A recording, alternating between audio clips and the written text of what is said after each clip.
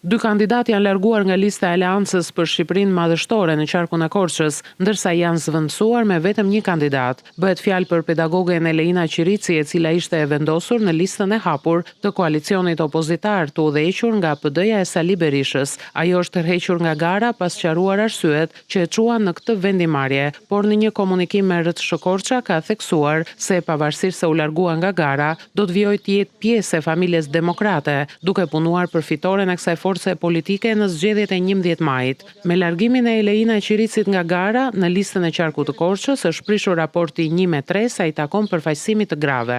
Deri më tani, sipas burimeve, nuk ka një emër tjetër që do të zvendësojë pedagogen Qirici, dhe në rast se opozitarët zgjedhin ta lënë listën në këtë formë, rrezikojnë të marrin një gjobë për mos respektimin e raporteve femra meshkuj. Një tjetër i larguar nga lista është edhe Ernest Koce, i cili përfaqësonte minoritetin Maqedonas. As ai nuk i ka bërë të ditura arsyet e dorëheqjes, por nga ana tjetër në vend të tij në listë është futur Fidel Kreka, një demokrat korçar i cili në zgjedhjet e primareve mori 303 vota, duke u shpallur kandidati më i votuar në qytetin e Korçës.